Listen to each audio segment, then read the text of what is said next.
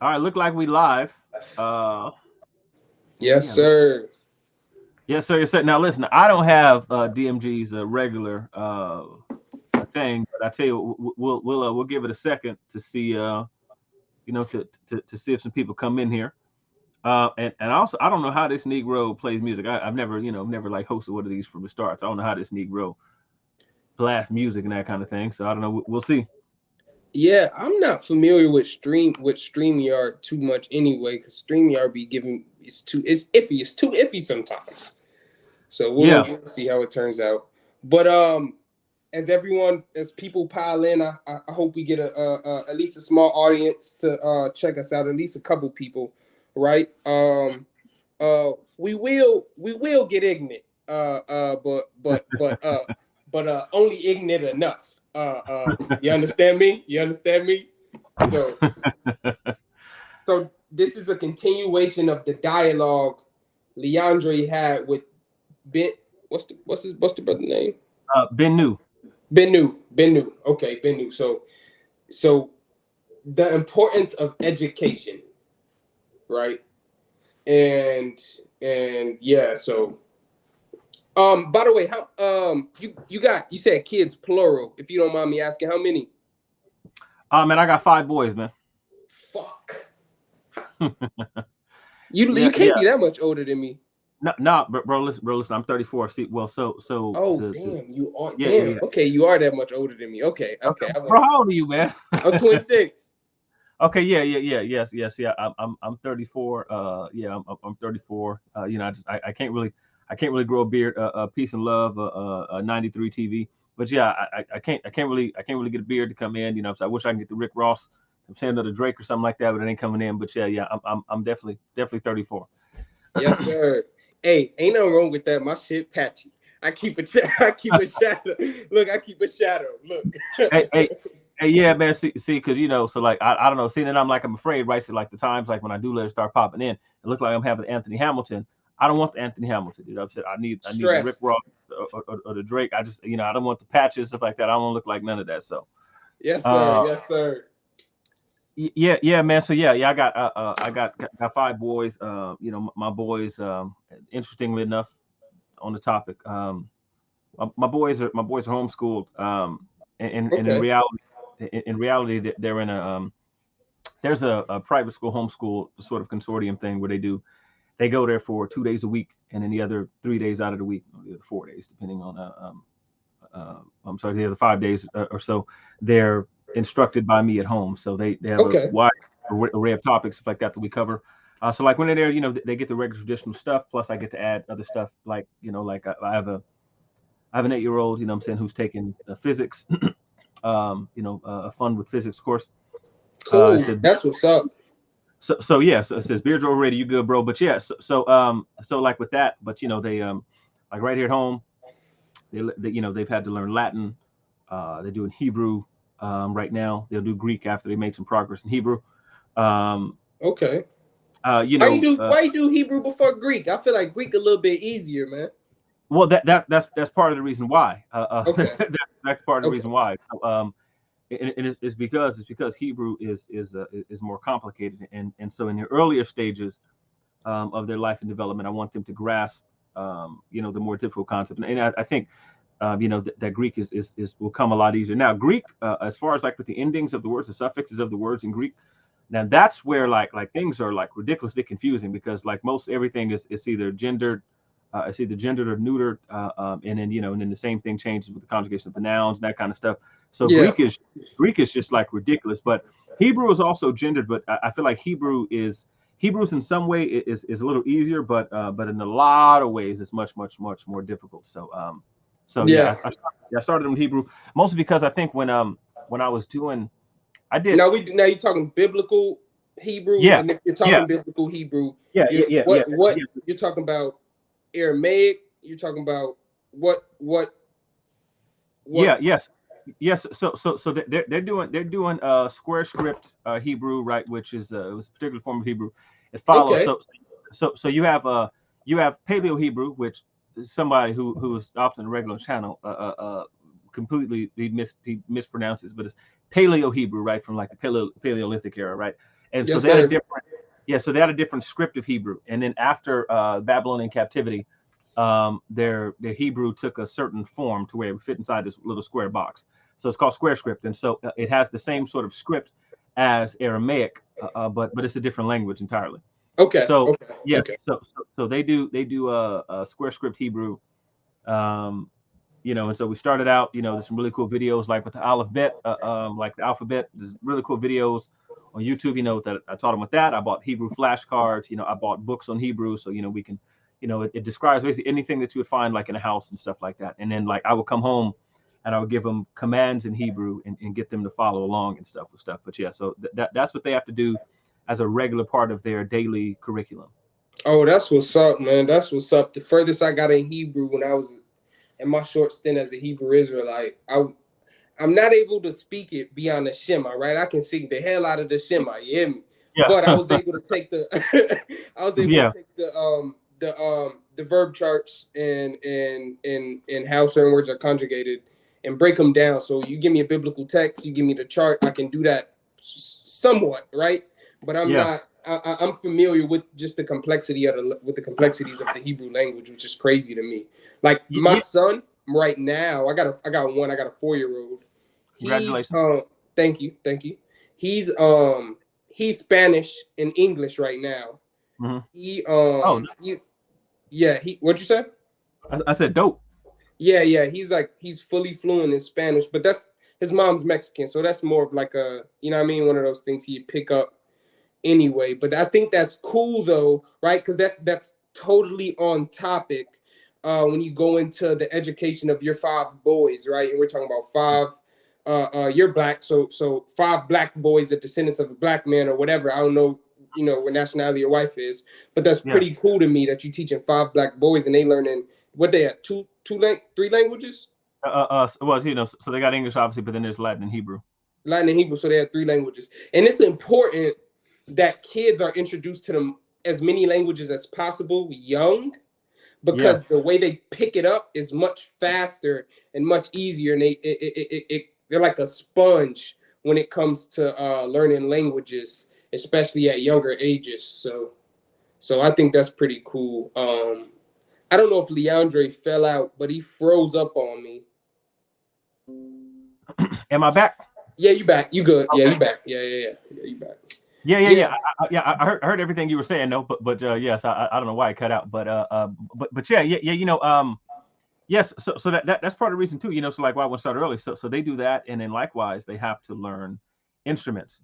Dr. Umar just hit the dislike button on you, Rocky. Not Dr. Umar. I'm dead. But yeah. So like instruments something that they also have to learn to do. But all of these things like learning a language is something that also like is proven to help them learn mathematics. And then too, like one of the really cool things like the language studies have done, as far as like with the brain, like when you think about how many letters can you remember in a particular sequence, right? Like if they gave you an assortment of letters, how many could you remember in a particular sequence? Mhm. Well, turns out that people can't remember very many if you just give them letters. However, if you put them in the form of words for whatever reason, we can remember much more letters that way because that's to words. And so this is so my Hebrew professor, he was telling us about this, telling us about the studies, and telling us to look at this stuff, as they were teaching language. And so so we learned like via immersion and stuff. You would go to class and like with Dr. Schultz, Hebrew professor, or Dr. Pam Johnson, she was the Greek professor, and she also teaches Latin. Yeah. So you go to their classes and like you go there and they're only talking to you in this language, in Greek, Hebrew, or Latin, or something like that. So they only talk to you in those languages specifically. They don't talk to you nothing else. They might like break something down to say, okay, so this kind of means this, but it doesn't really mean like in English, like it partly means that, but it really has this other idea. So they might explain a concept like that, but largely what they're doing is they were simply talking to you in this language, and then they're going to read you stories, and then they're going to act out the stories, or they're going to use the same words from the stories in a different way so you understand the meaning. They're not even going to explain it all the time That's in English. dope. That's So, dope. so for example, like in Hebrew, when we learn Hebrew, you had to learn Hebrew through the book of Jonah. So they basically they'd show you these different words. It would show you these words, and they would just want you just to repeat it back, and you get used to saying it, and you say, okay, so that word right there is Zeus, which is a horse. right? Dog, which is a fish, right? That kind of stuff. And then they're going to show it to you, you know, side by side, that word with something else to tell you to pick it out. Then they come in and then they put a picture to it. And so you're learning it that way, like you would like from a child, like you're just hearing words and then you're seeing how they're used, like the way that the normal way you would teach children. Then you get in class and they're just going to talk to you and expect you to pick up the parts instead of giving you the English equivalent. And then full language immersion. Yeah. You're doing full language immersion, like the way you would learn, like from a child. And so, you know, so yes, I've loved, you know, like coming home and talking to my kids. I say, "Kum, lech el," you know, whatever. And you know, yeah, that's dope. That's dope. You know, one of the you touched on something though when you talk about expression and going to English. I know we not necessarily on topic, but I'm a lover of language, so it is one of my favorite authors, Japanese author. I'm not sure if you know him, Haruki Murakami. Nope, no idea what that is. Is it Haruki or Hakuri? Anyway, he wrote it. He was big in like the 90s, before I was born. But one of the big things he found out, because he wrote it, he's Japanese, but he wrote it in English, and because English was a language constraint, he had to write very like much more direct, right? Yeah. He had all the adverbs that you'd have to cut out after editing. He couldn't even include those, right? So he developed a unique style of writing in English and then translating it back into Japanese using that kind of same structure. He developed a pretty unique style. So anyway, I think it's just dope. Just the development of languages and the difference of expression will also open you up to a completely new world. I mean, man, it's, you know, one of the biggest faculties in our brain, one of the biggest reasons why we're so successful is the ability to communicate, right? We're hardwired to communicate. We're hardwired to be social. Hey, and that's a crazy thing too, right? And which was dope. There's a book that I thought it was sitting over here. But it's a book. The book is called How Language Works. Man, listen, man, that is such a dope book. Just because it talks about like that sort of thing, right? So we are these creatures that are hardwired to communicate, right? And so that like ability to learn language, I don't know, I just think it just does stuff to your brain. Also know that what it helps with like logic and mathematics, like learning like different languages, because you notice patterns, right? And able to pick up on patterns and things.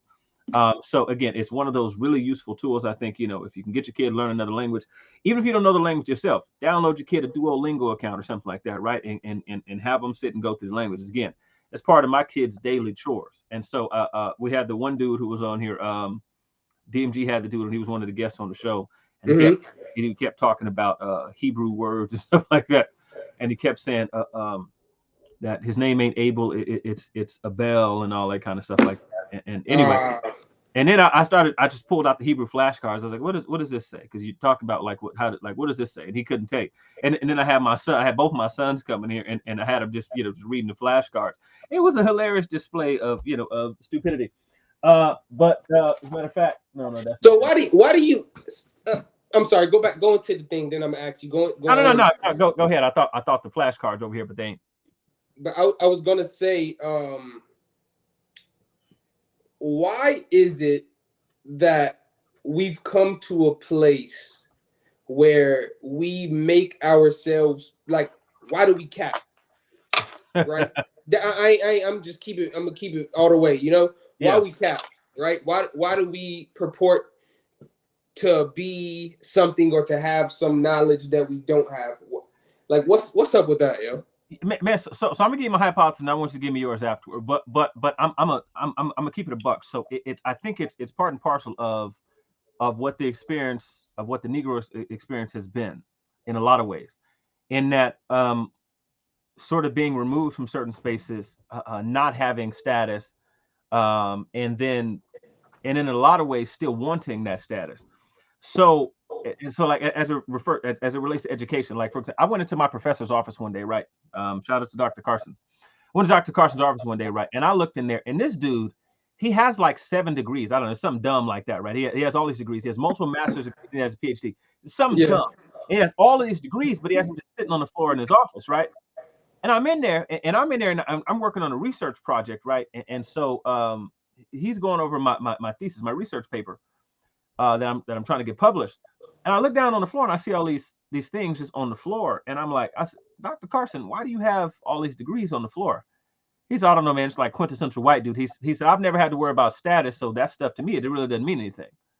And Mm, I think in a lot of ways, what it is, mm, so in our community, what we do is we compete with one another, right? And yeah, it could be who got the biggest rims. It could be whatever the stuff is. We really compete for status. And so for some people, it's not the rims, it's not the clothes, not that kind of thing. I think that for some people, what it is you want the status that comes with education because there's prestige that comes with that, there's knowledge comes with that, right? So there's this following, there's the trust from your community and stuff that you get. You want the status that comes with education, even if you haven't put in the work to get it. So you got like, and by the way, I just want to tell you, I was on that call that day. I mean, I was on the live that day. Somebody jumps in here, and I want to run it to hell right off the bat. But so I came up here, and that person is known for having fake PhDs, several fake PhDs, and you petty because you started calling them out on several fake who, PhDs. me? Yeah, you. Oh shit! I think I know who you're talking about. So hey, you so funny. See, but see, and what I think it is like they want the status, and I'm done after this. But listen, they want the status. They want to be like, man, listen, I'm somebody worth listening to. They ain't put in the work, and so they just gonna cap. You like we know niggas from the hood. They would lie on they would. All the time.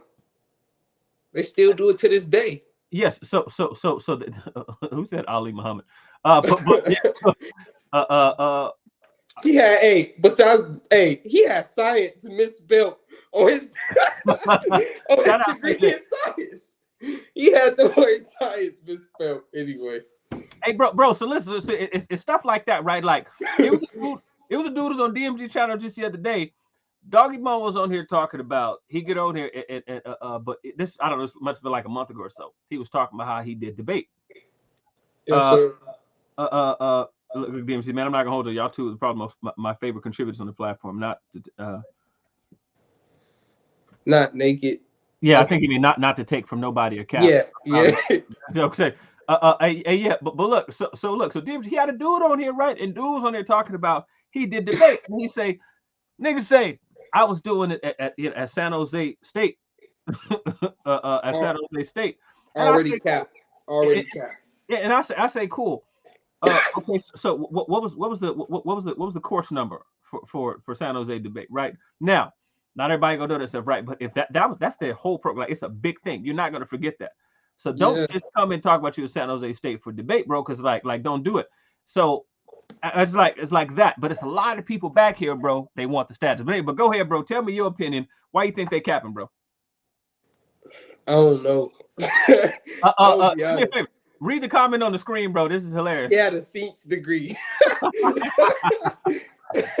So, I don't know. I think I can understand why you say what you say, because I see it, the feeling that I have sometimes, like for example, at work, right? There are some people in my office with PhDs, damn near half everybody got masters, and everybody else got 4-year degrees, right? And I didn't finish at all. So I go in and I'm picking the brain of the PhD guy, and I also see like the respect and acknowledgement he gets. So right. I can see why it would be capped, right?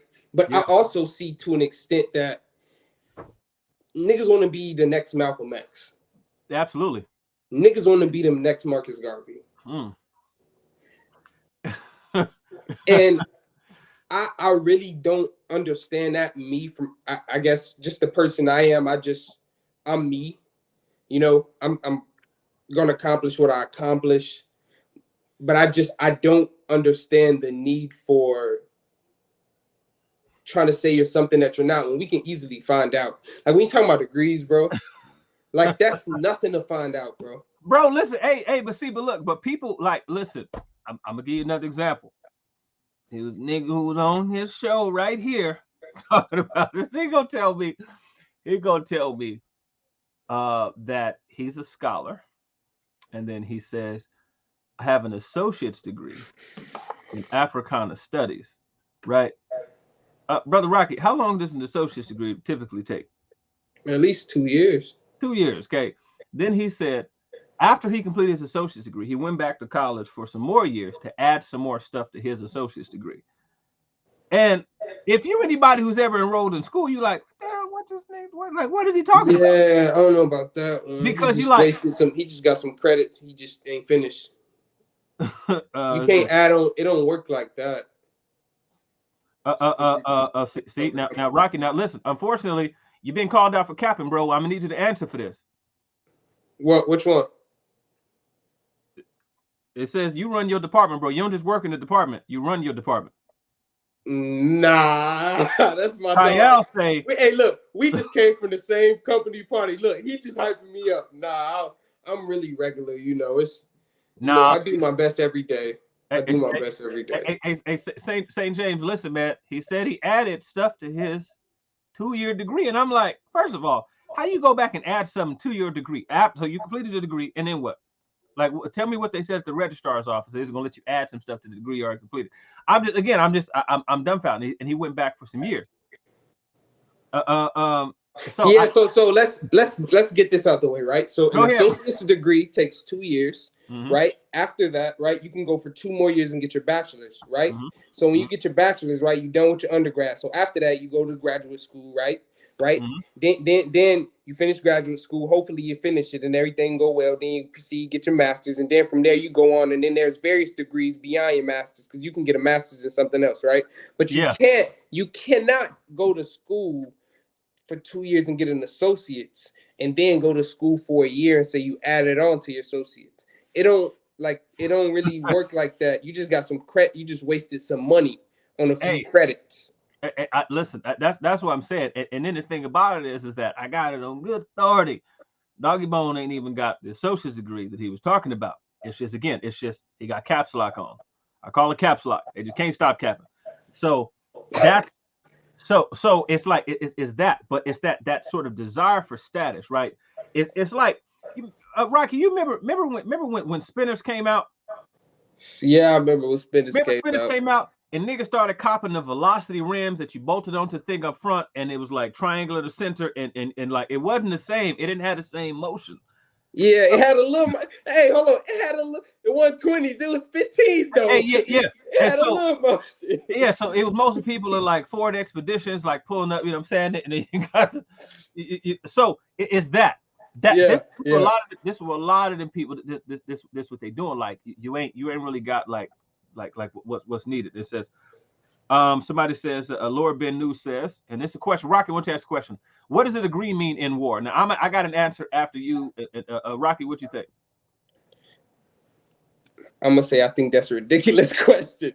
That's my answer. Okay, so here's what I'm gonna say, Brother Ben New. Shout out to Brother Ben New. So one of the things that I think that the military thinks that it means a whole lot. Because if you come in with a degree, they actually give you the position of officer if you have a degree.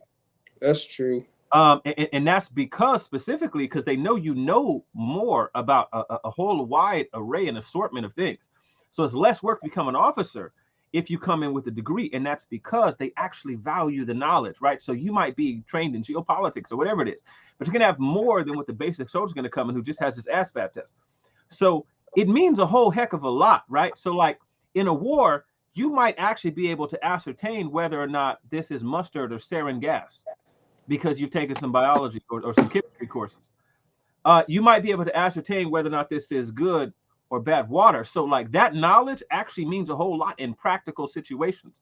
You might be somebody like me. Right? And so one of the courses that I took and this is me and Rocky, we were talking before this. There's not one college course. I mean, not one. Theater appreciation, music appreciation, Greek, Hebrew, logic, multiple logic courses, existentialism and phenomenology, law and public policy. Doesn't matter. Contracts. It doesn't matter. There's not one particular class that I took that was not meaningful and didn't change the way I view the world. I have a robust body of knowledge. This is not me gloating about a wide array of topics that actually change the way that I make every particular decision, because that knowledge is consequential. It actually has real world meaning and application. I took a contemporary mathematics class, Lord Ben New. that told me how I can best calculate the route. I know how to do an algorithm off the top of my head with a piece of paper and a pencil that could tell me how to get to multiple stops without ever crossing back the same spot twice. So let's say I got my unit and we out there and I need to figure out how to get to each of these towns and get back in the quickest amount of time. There's actually a mathematical calculation you could do with just ones, twos, and threes, writing on a piece of paper and get your unit in there without crossing back the same pathway twice. There's a way to do that. And so a degree means, I think, a lot in a war. And I think that's why the military values it. And then DMG says, we got to get Kyle versus Slim Reaper. And they say, I don't want no smoke. Kyle, I don't know. I don't know what kind of smoke you're talking, because you look kind of big. If you're talking about fisticuffs, I'm calling the police. Let me see. And then DMG says, so I can add my GED. DMG, no. It don't work like that. I'm sorry, brother. I'm sorry, brother. But you know, it's what do you say? Lord Benu tied the Slim Reaper in his first ever debate. The brother is coming for the. Hey now, man, DMG, that's you, man. Now DMG, don't do this to me. In whose army? When I say war, I mean revelation. Rocky, interpret this one for me. That is interpretable.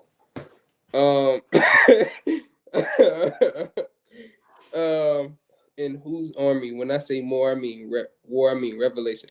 He might be speaking to you, talking about because I know you're a Christian, and that may adhere to like your belief of. Yeah. Whatever you say, Rocky. Brother St. James, appreciate you. Brother St. James, very accomplished. Brother from out here, right here in Fresno. Now watch this. Now you know who we need to get. We need to get Kyle and Ben New to talk. Kyle said, y'all be wanting to have a revolution for stuff you simply have to go and achieve. We don't need that. We need application.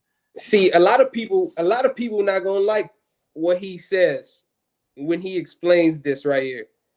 But you know what? A lot of people need to listen to stuff that they don't like to hear.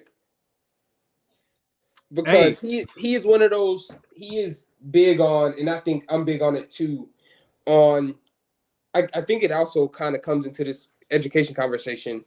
Like, we as Black people, we have a lot of excuses why we can't do stuff, bro. Hey, see, Rocky, listen, you about to kick the bucket. And I don't mean kick the bucket like die. I mean, you about to kick the bucket full of hornets, bro, because listen, this is my opinion too. And so and on my page, I did an entire presentation on this topic. Now, I argued that conservatism was the best vehicle for this particular issue because of what conservative, and I'm not talking about Western political parties, but I just mean conservatism as an ideology, because it's inherently, on my view, and y'all are allowed to disagree with this, and Rocky, you can too. It provides the best sort of vehicle for personal accountability, because it sort of assumes that the world is messed up, the world is screwed up, that there's all these evil things that are going on, and that the world is like this. Humans are imperfect, the world's going to be imperfect, made up of imperfect people, so on and so forth. But that you have a responsibility as well, though, to react properly in any given situation. And so I believe, likewise, a revolution is not necessary, because you can simply pick up and do what's necessary. So I would agree, but again, largely because I'm a political conservative. Ben New says we don't have an army. What do you think, Rocky? I think I don't think we need an army for a revolution. If you want to change something, I think the best thing you can do, Lord Benu, is I think you can change yourself and be a shining star, a glimmer of hope, and showing what can be done once you have proper self-discipline and you've done what you needed to do. You know what I mean? So yeah, I don't think we need an army. This 93 TV says they love to build to Rocky. Rocky is actually very bright and very articulate, cool dude. Now he's funny too, but super funny. Try to be. Kyle says I'm not going to war with y'all niggas.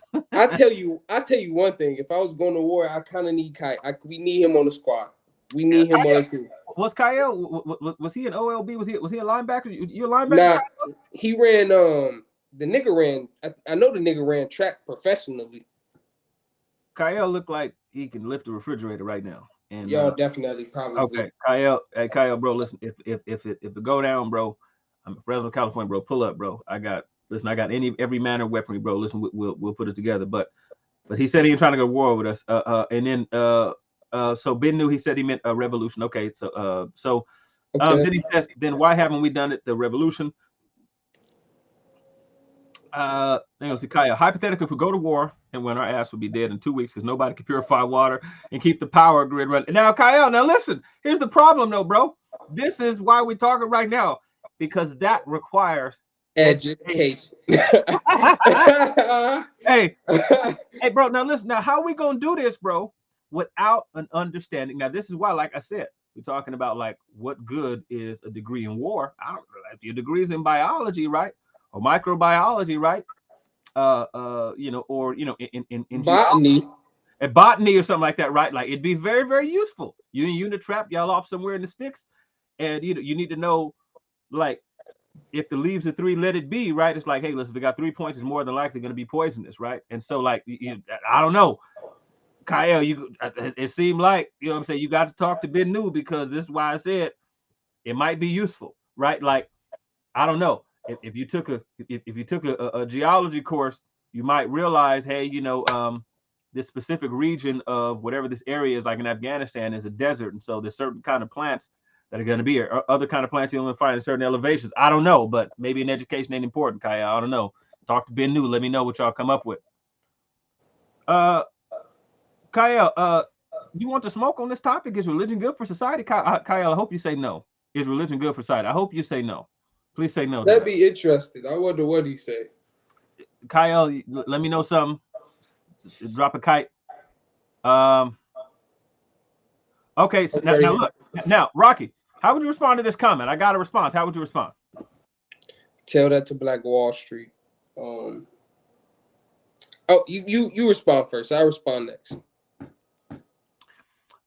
So I would say that Black Wall Street didn't need a revolution to begin. I would say that that Greenwood area in Tulsa, Oklahoma, was started by people with an education, doctors, lawyers, dentists, professionals of every sort, people who had an education, started that community, got it thriving. Now, was there a great issue that took place 1941 where things were burned down? Absolutely. But the part that people never tell about Black Wall Street is that Black Wall Street was rebuilt in just a couple months, and in less than a year, most of the city was back up and thriving. Why? Because the people there had knowledge of every manner of things, so you couldn't disrupt them. That education, as long as they were living, couldn't be taken from them. And so streets were rebuilt. The whole city was rebuilt. People got back to work. That is not a horror story beyond the race riots. That was a success story. It did have its horrible moments, but that is overall a success story. So I'm actually proud of the people of Black Wall Street for how they rebuilt. But that took knowledge. Shit, I think that's a good answer. I think we can go to the next. Okay. So 93 TV says, I guess they meant me. They want to talk to me. Cool. They said they know you. Rocky, who is this person? Yeah, Harper, who is this? 93. Mm-hmm. I think that's my man's. He part of the Dagger Squad. Says we need to, now this is DMG, we need to adopt Black extensives and Black stoicism. Now listen, now DMG, I agree with you. And I agree with you largely because these are the foundational sort of ideas of conservatism at large. Not the Black versions, but stoicism and existentialism are the foundations of conservatism as a whole. Because this existential idea, right, and what existentialism is, the larger sort of view of existentialism, is that it's this idea that man has experienced an existential thrownness, that against our will and without our consent, we were created and cast into the earth, and with fates that have nothing to do with us. Things that might already be decided for us. But the existentialists ask the question, what can I do with what I've been given? And that's a question that is, I think, really, really important, because it sort of tells you that you have the reins in your life. One existentialist philosopher said we were never more free than when we were slaves. This wasn't a Negro, but this is a Jew who was under German occupation. What he talks about is this idea that in that oppression, in that oppressive system, that gave me options and opportunity to decide how I was going to view the world and how I was going to act, how I was going to behave, how I was going to conduct myself. And in Stoicism is this idea that like you really can't just sit back and be upset by all of these things. Most stuff, let it roll off your back, get back to business. And so I think that both of these are really useful ideas for Black people. And I would also argue, as I have before at a university, before a host of professional philosophers and guests, videos on my page, that this was one of the principal ideas in the successful Black folk. And I talk about people who built entire Black cities, who were conservative thinkers having these sorts of ideas. Their explanation of things were existential and stoic. Again, the first Black city, first all Black city ever begun, 45 minutes away from me here in Fresno. That's Allensworth, California. These were his ideas. He was conservative and existential and stoic. You got anything on that point, Rocky? Before we go to the next comment. I'm not familiar enough with existentialism or stoicism to make a comment on it. To be honest, so. Hey, I don't like. That's Kyle. a fact. Now that's a fact. Hey, that's a fact. Kyle, how many are won by Negroes with no GEDs? That's a fact. St. James is horrible for society. St. James, you have to tune into the debate. It says they needed an army. I don't know that they needed an army. What would it? My question to that would be, what would an army have done but cause even bigger catastrophe? He says they need an army, and he says, "Where's now? Where's what? Black Wall Street? Well, Black Wall Street wasn't destroyed by it wasn't destroyed by the race riots. That community in Greenwood actually still exists today. Now, is it exclusively Black? No, because we had integration." Kaya says he asked Lord Bennu, "You gonna buy bullets from the folks you're at war with?" Oh, okay, buddy. Yeah, that's. I see it, and this nigga, this is the Negro right here that I mentioned earlier, who has his who claimed to study debate at San Jose State and couldn't give even a course number. Negroes be lying. So he studied debate at San Jose State, or he debated at San Jose State? No, yeah, he said he was a debater at San Jose State. Okay. So lying and carrying on, and then went silent, and then admitted that he was lying on the lie. Brother Yasha Ben Israel, brother, a shout out to you. You be coming over talking crazy stuff all the time. Says I'm a Sleeper fan, but I'm no kind of Christian. We believe that. You be on here arguing with me talking crazy though, bro. But listen, man. But shout out to you though. Thank you for watching. Y'all should be wilding a little bit. It's funny though. This Lord Benedict says, "Don't educated people know how to make bullets? If the educated class held our best interests, we would have our own weapons factories." Now, I'm gonna say this at the risk of my FBI agent seeing this, Brother Bennu. I ain't even gonna say it. Listen, do this. You understand what I'm trying to say right now? Hey, I ain't gonna say too much. This is Julius. The foundation of any successful society are its thinkers. You don't build a civilization winging it. Hey, Julius, you mean to tell me? I don't know, Rocky. You think can we build a civilization by winging it? What do you think? Nah, you gonna get that leaning pyramid. You know what I mean? What's that? You gonna get that leaning pyramid. Okay, let me see. What are your opinions of feminism and how it's been used in media such as music, movies? How's that affect the relationship and dynamics between women and men? Rocky, you're gonna answer this afterward too. But let me say this. Feminism came in multiple waves. I think that at the beginning of feminism, historically, feminism was a sister movement of the Black struggle in the 19th century. Originally, what the feminists wanted was not largely problematic. Now, from a sort of early American standpoint, it was revolutionary in the respect that, according to the founding fathers of this country, had a Roman system of government and voting in a lot of ways, in that you needed to be a property owner and a male property owner in order to participate civilly as far as voting and things like that. So whereas the women came in, the first wave of feminism that came in was devoted to getting no sorts of rights secured for non-property owning women. And as far as like morally, there was no issue with that. Now, it didn't fit the sort of Roman system of government that the founding fathers had in mind. So it was revolutionary in that respect, but that wasn't really a moral issue. Late second and early third wave feminism, however, came with things like evolution, which these things do affect in a lot of ways relationships and the dynamics between men and women. And like sexual revolution is a major one. Um, Lots of people know that there's a landmark book on sexual behavior in the human female. The book is it's a landmark book that's still used in women's studies and things of sex today. One of the things that points out that at least at the time of that writing, that the average woman at that time that they were looking at, depending on social class though, but largely had an average of 4 sexual partners in their entire lifespan. Now, all of us, we know for 100% a fact that most of the women that we know in our community don't have just 4 sexual partners. A lot of women in the 20s, 30s, they done knocked out the whole football team. What do you say? You got to multiply by 3, ain't it? Hey, what J. Cole say? You got to multiply by 3, ain't it? They got to multiply by 3. So that obviously has an effect on numerous things, pair bonding and things that are your biological chemical response in relationships, the woman's view, how she views a sort of respect, how men view that sort of thing. The book also speaks about the fact that like this was one of the first times sexual revolution that came with second and third wave feminism was one of the first times too that what we saw was this attitude towards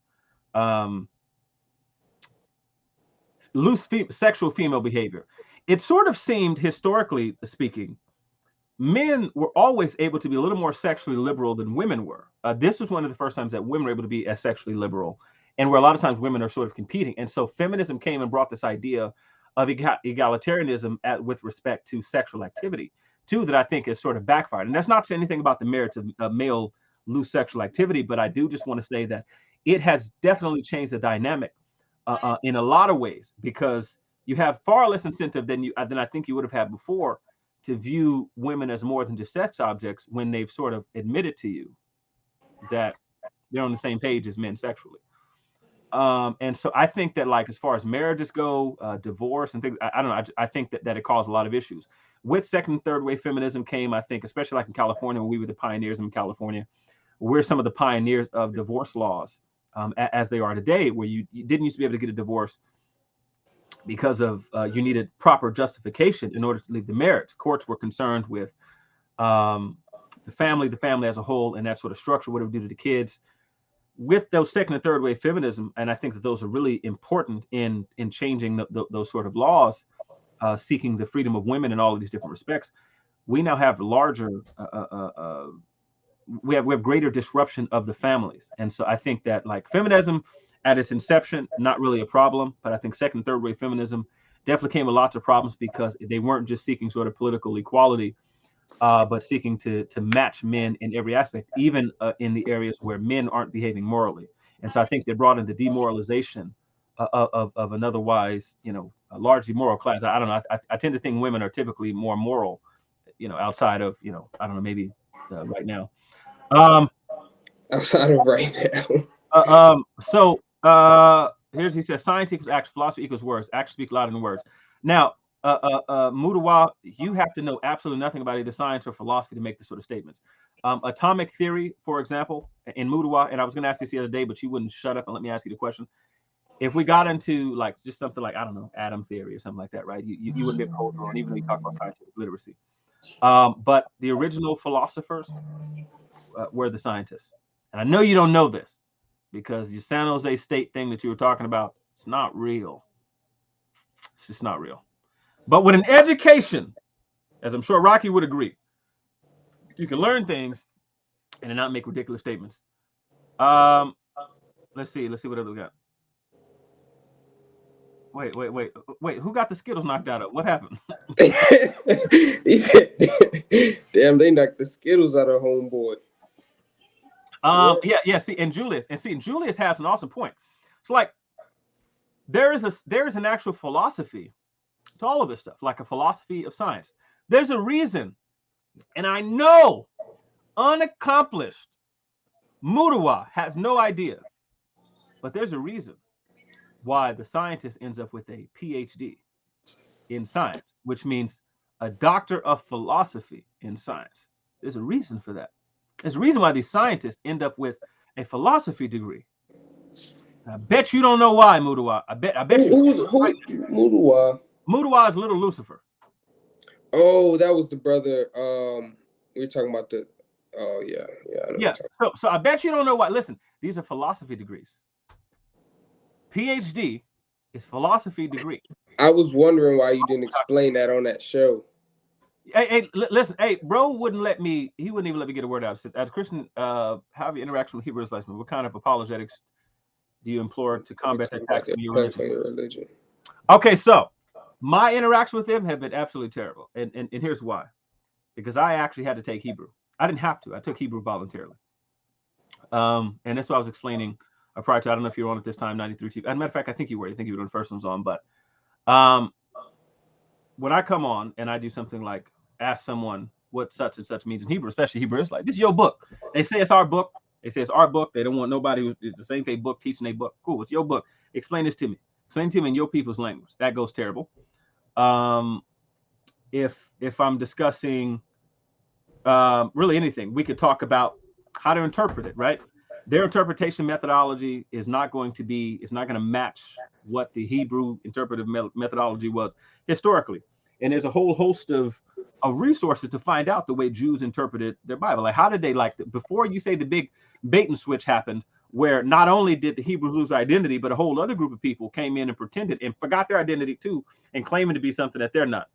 When that thing happened, like the people before that happened, how were they interpreting these texts? And then when you find, hey, they're interpreting these texts the same way and according to the same rules and using the same methods and that kind of stuff as I am, well, then it just goes straight downhill. So I haven't had good interactions with Hebrew Israelites. They typically, get to yell and talking crazy. Completely, if these are their people, they're uninformed of their history. So what I would say is, like one of the things. Oh, go ahead, bro. No, I was just gonna say, man, I think Hebrew Israelites are probably like, they're like pariahs, right? They're like a parasitical insect to the Black community for people seeking education, right? Like YouTube education, right? I think it's one of the most dangerous groups because the rhetoric alone makes you end up hating yourself. And anyway, I just think it's the Hebrew Israelite viewpoint. I just think it's very, very dangerous. Very dangerous. Yeah.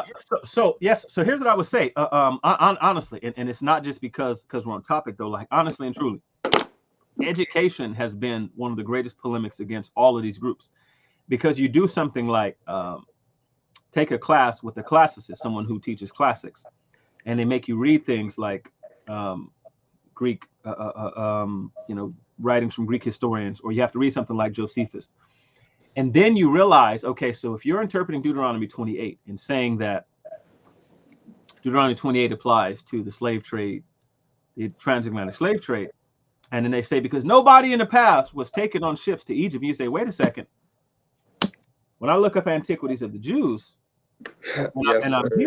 I'm here, it certainly says that Titus and Vespasian, that one of them came over there on a boat. And it was Titus. Titus came on a boat. And Titus took back slaves with him that he sold in the market in Egypt. And you say, I thought you said nobody ever did this before in history. This had to be the transatlantic slave trade. Education really has been one of the greatest tools to combating them. And I haven't had anybody, successfully sort of overcome that, not by any accounts. When you start, reading into stuff. It says, how does science rest on philosophy? Science is the foundation of everything. So here's the deal. All of the original scientists in the West, meaning Turkey in that way, Turkey and west of Turkey, these were philosophers. Atomic theory came from philosophers, Democritus. And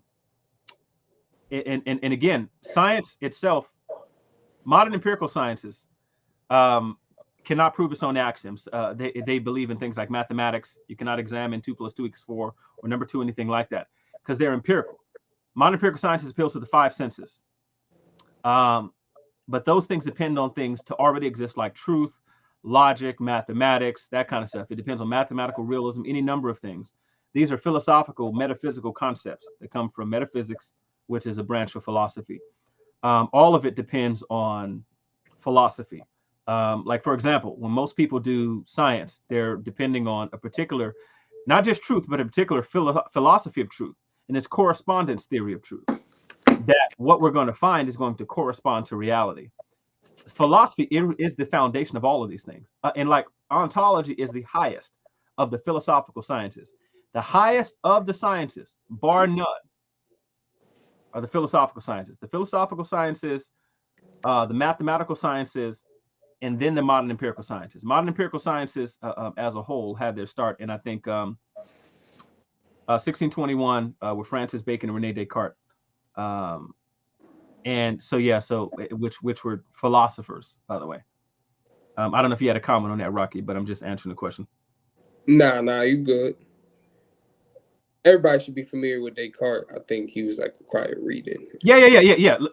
Descartes is required reading, right? Reading in like high school, I think. Yeah. So let's see. You want to take the brother's comment? The art of war is not just about fighting. Stop, Rocky. Why you keep laughing, man? Hence why our educated class is our biggest problem. They have set up no defense for us from our enemies, foreign or domestic. I think our educated class is probably the best hedge against our enemies. I mean, yeah. Bennu, brother, listen again. I'm trying to figure it out. Okay, that's the biggest problem. But you got enemies, foreign and domestic. But the educated people are the biggest problem. I think it's something different.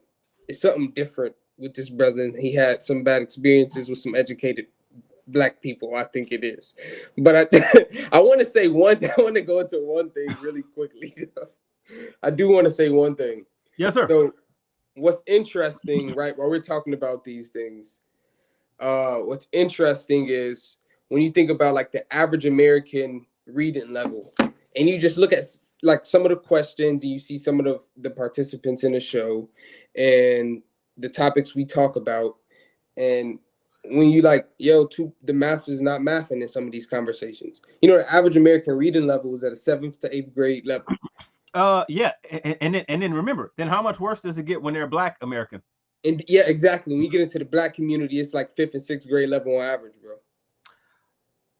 Hey, and I tell you what, Bennu, you tell me how many people the 5th and 6th grade reading level is like these people who ain't read nothing beyond the 5th and 6th grade level.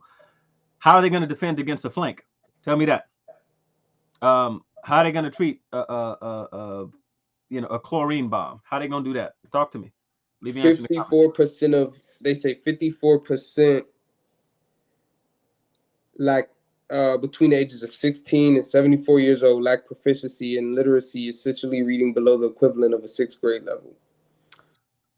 Since you and myself is an example of why Black education is important. Being in the area of logic. Logic is not something inherently given. Being a learned discipline. In college.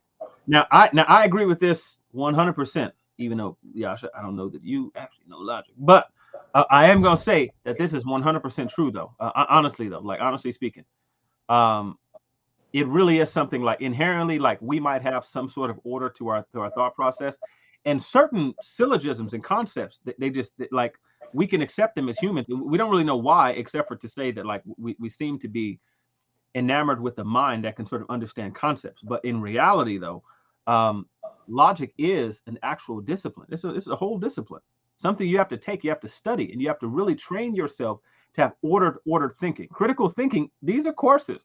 Rocky, my line, are these not courses you take it? You got to take courses that are specific critical thinking courses. Am I lying?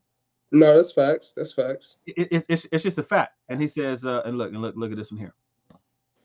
Stick to religion, aka philosophy. Actually, no, this ain't these ain't the same categories of things. These are completely different, distinct areas of study. Brother Mudawa, Little Lucifer. And I think this is a good conversation too, because you got two people from like polar opposite ends of the spectrum when you say stick to religion. Like I know it's a little something probably more personal when it comes to y'all and y'all conversation, but like I'm an atheist. You know what I mean? So it's interesting the comments. Hey, you need to stick to religion, Rocky.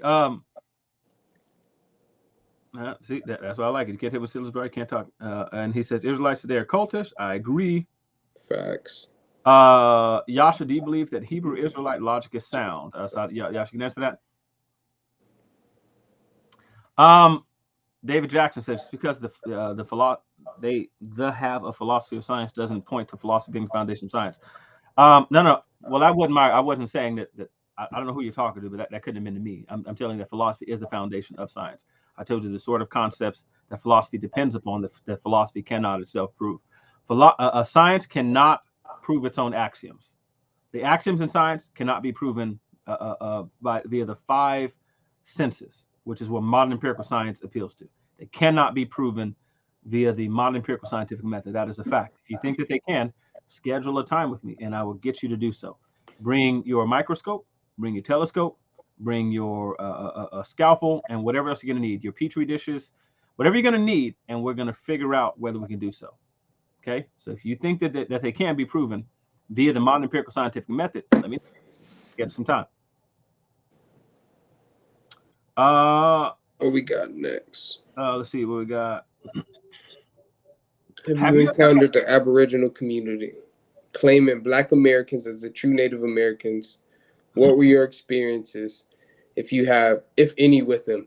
You know, I'm not active enough on YouTube to have any of those, but I'm sure you are. So yeah. So here's the thing. So I had a dude named Terrence. This dude named Terrence. He was like a police officer. His name is Terrence Mixon, and I'm posting his name because this is dude. And so here's what he did. He sent me all of these, right? And so you see this right here. You see Red Fox. This is part of his evidence, right? This is what he sent me. You see Queen Latifah next to the Native American fella there. This was actually factually his evidence that we were these people. My experience with them is, listen, these people, and I'm gonna just tell you something. As a larger sort of issue, Black folk were taught via the white supremacist model to hate Central and West Africa, to think they're unaccomplished and all this kind of stuff. So we don't focus on the kingdoms, any of the kings, the buildings, the trade, anything like that. So niggas want to be Native Americans, and so that's the Aboriginal community. They want to be Jews, that's the Black Hebrew Israelites, and they want to be the Egyptians, okay, which is the Kemetic people. Yep. And why? And it's because they want these people for their accomplishments. Now, me and Rocky, this is what I was talking about earlier. They want the status. And so even if this comes to inventing an entire past, this is what niggas want. And so they will latch onto any of these people, and largely because they are uneducated on the of Central and West Africa. They don't know of the complicated and complex trade that was going on with like places in West Africa, like the Byzantine Empire. They have no idea about the structure. So when you see these single level homes, these people have such ideas that where they basically think that we haven't accomplished anything because they're looking at these little grass huts that are dome or bell shaped. And they don't realize that the homes in West Africa are actually complex Byzantine structures that tell us that the West Africans were trading, had complex trade routes going over into the Byzantine Empire. They have no idea. Yeah. And so they shun the people of Central and West Africa and then latch on to ancient Kemet. They'll latch on to the Jews and take their history, or they'll claim to be Native Americans. And this is what you have with them. They'll take things like the Olmec heads, which are representatives of the people of Mexico, or people today in Mexico, the Tabasco region, of Native American people from the Tabasco region. They're so uneducated that they think that because someone has dark skin, that this is something that's only prevalent among people who are descendants of African slaves, because they never took a geography class and seen a melanin map and seen that there's different color distributions based on diet, climate, distance from the equator, that kind of thing. So these people as well, it's been ridiculous. And there's a dude, he's a cop named Terrence Mixon. He's in somewhere like, I don't know, like Maryland or Florida. He's somewhere dumb. And this dude, like, he blocked me on Facebook because he was trying the same knowledge. He kept telling he's Native American. Now, I'm somebody, I have proven Native American ancestry, but I'm mostly a nigga, and these ain't the same. Yeah. So I'll just say that. I mean, I went to school in Arizona. I went to school in Arizona to that extent, and I visited the the boys' homes. They have like museums for the boys' homes where they sent the Native Americans. And if you talk about education, if you just go to a museum and you're in an area with a lot of Native sites and you just see the shit like that was going on in the boys' homes, and if you just watch the news sometimes, they just dug up crazy bodies under Native American boys' homes, and I believe it was Canada. And that just goes to show you, I mean, you get to see the culture stripped away from a particular group of people, so you can't be them because you know what I'm saying. So yeah. anyway. See, now David Jackson said these are David. I'm going to ask you a question. What do you know about either science or philosophy? Please drop your answer into the chat before I respond to this. Gravity does depend on velocity. That's funny. And he says velocity doesn't depend on science. Actually, it does. It actually depends a great deal. All of these things appeal. So look, gravity doesn't depend on philosophy. Velocity doesn't depend on philosophy. Velocity does. Actually, it does. Again, brother, I'm telling you, brother, you have to not know about any of the topics you're talking about. For example, if you don't believe that there's correspondence, truth, that I can know anything about gravity, it actually depends a great deal. And so, and again, I'm disagreeing with Brother Julius too. If I don't believe that I can interact with things, I can know these things, like it depends on your epistemology. Can I know? How can I know? It depends a great deal on philosophy. How can I know? What are the tools of knowledge? What are the tools of acquisition of knowledge? What's the object of discovery? These are philosophical concepts, brother. And unfortunately, I mean, the question you ask yourself, in the first place, when you're thinking about gravity, that's philosophical. Like the whole. That's an interesting question. Velocity. Yeah. That's an interesting comment. Yeah. Again, yes. So like epistemology, right? So like how can we know? This is a philosophical concept that science, like you cannot put epistemology, right, or like the methods of knowing. Scientists assume these things, and it's an example that I use all the time. There's actually a philosopher, John G. Kimeny, chair of philosophy, Department of Mathematics at Dartmouth University. He has a book where he talks about these specific issues, right? Where he looks at science in particular, philosopher, mathematician, that kind of thing, right? But these things really do depend on all of these things, right? So if I just take something simple, like 2 + 2 = 4, this is not anything that you can analyze under a microscope.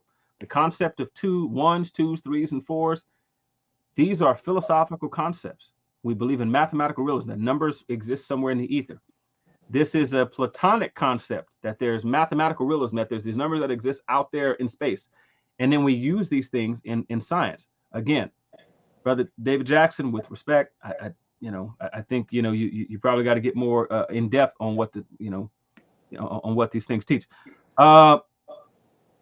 Moodall once told me that it ain't that I know what to think, but I know how to think. I, an Israelite, is college educated in history, linguistics, logic, religion, and anthropology. Okay, so excuse my typos. I'm not sure when the quotations ended, so I don't know if he. Yeah, I don't know either. But this is to you. Rocky, keep laughing, but he would be stuck too. He can't defend himself. What comment did we skip? Let me go back up. I didn't mean to skip none of your comments, brother. This is to you. I think this is it. You can debate me too, or I'm not a big debater, but I mean, if the topic is worth it, we can talk about it. Now, Rocky, now listen. I was on this show the other day. I watched you get washed by what's dude's name? Matter of fact, what's his name? Man. I don't know. I think Takori. Yeah. Now you got washed back here the other day, and even Craig said it, bro. And you're goofy too. Back chat. Yeah, man. Yeah, well, hey, it is what it is. If you want to have a discussion, we can have a discussion. That's cool.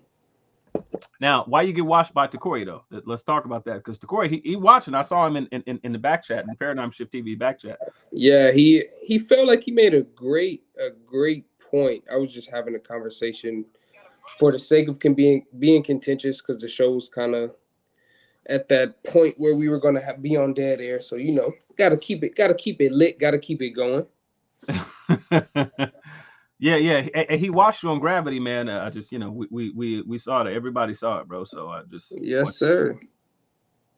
Yeah. So now, so here's the thing, though, brother. You say what I'm saying is science exists whether theories are proven or not.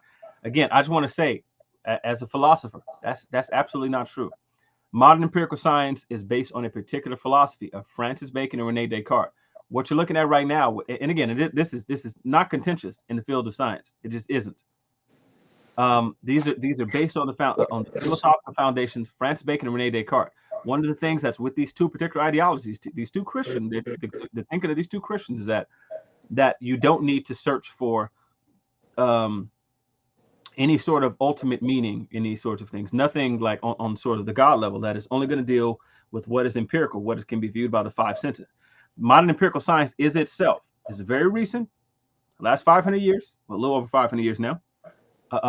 Yeah, actually it's 502 years. And it's based on a particular school of philosophy. That's just a fact. There's no questioning that. That's a fact, 100% fact. Thoughts on Dane Calloway? Any thoughts on Dane Calloway, Brother Rocky? Wild, out of his mind, plagiarist. So I don't know who Dane Calloway is. I went in. Oh, wait.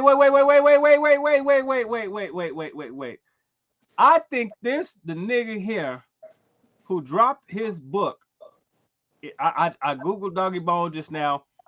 I encountered this Negro in a back chat, and he dropped this picture. Hang on, let me put the picture up. Hang on, let me put this up right here.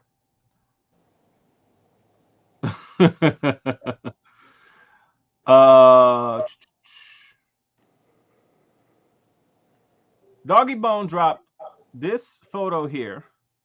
Wait, there you go. In this book,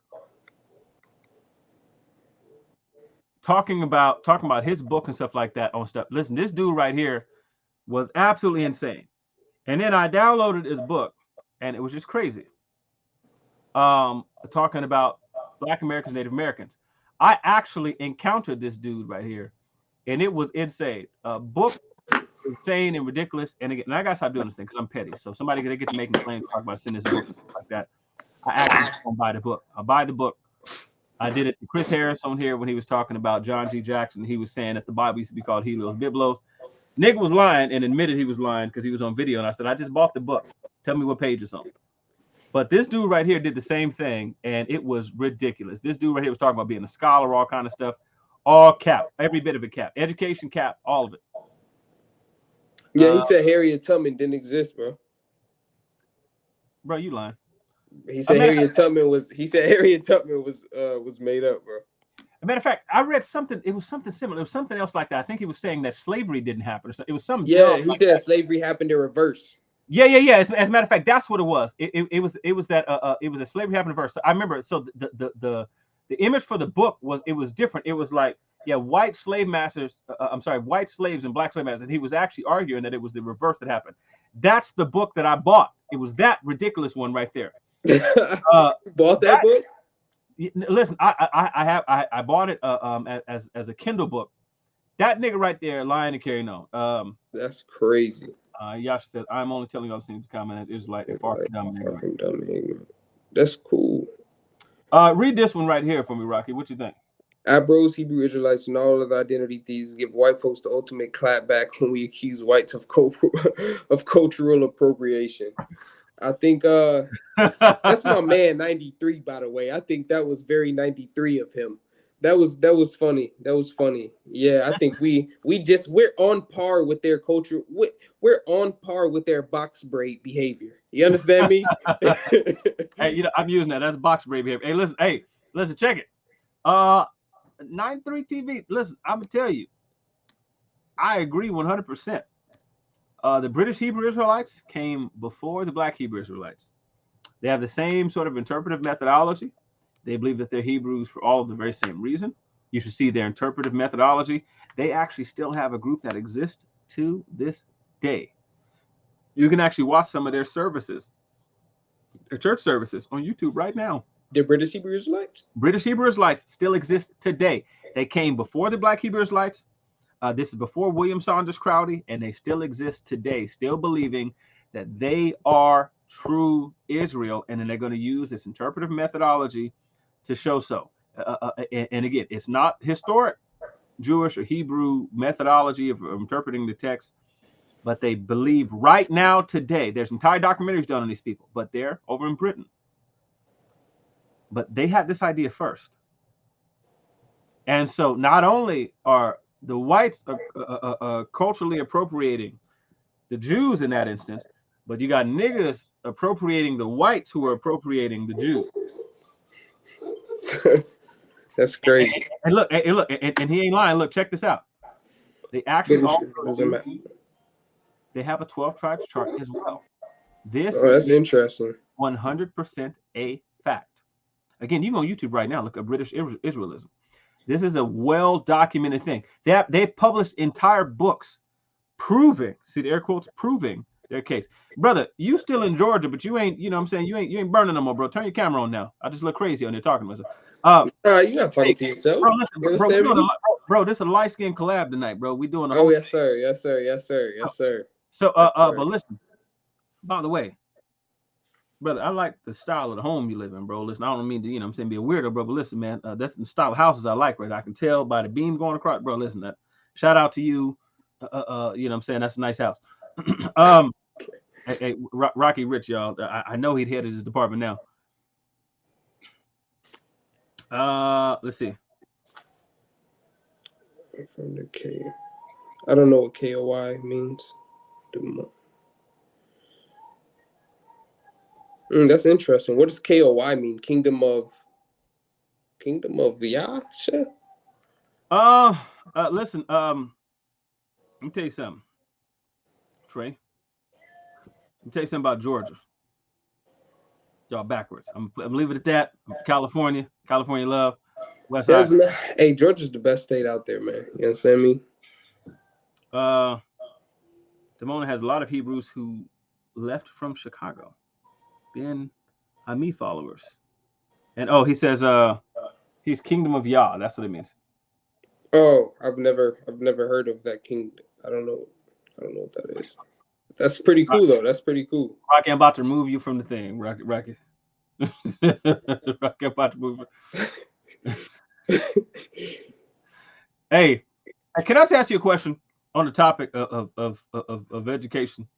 Yes, sir. Why you get on the thing and dude who had the 2 fake degrees from Universal Life Church in metaphysics and theology? Why you get on the thing and do them like that, man? Why you do that? You know what's crazy? When I tell you I don't recall, I'm not capping. I think I know who you talking about, but I don't remember doing nobody dirty like that. I must have been feeling some type of way to do that. I'm petty, so I'm just gonna say Kansu had the 2 fake degrees. He came on. Okay, yeah. You said, nigga with the 2 fake degrees. Yeah. You're right. Why you do that? Why'd you just do that just now? Because you know what? We're Facebook friends, and he was killing me because he was reposting the what's the dude that was supposed to levitate in jail? What's the man? He was building pyramids. It was a cult. He was building pyramids here in Atlanta. I can't think of his name. But he told people he was levitating in jail. He was supposed to. What's Nuwapians? He was posting a lot. Yeah. I can't think of the dude's name, but he was posting a lot of stuff about him, and you know what he got convicted for. So the way he was talking about, I'm like, oh, so that's who you really look up to. So made me feel some type of way. So I had to reach inside my bag. I did not need to do you like that. I apologize. I shouldn't have stepped out like that. I was wrong for that. Okay, so look, it was Dr. York. Yeah.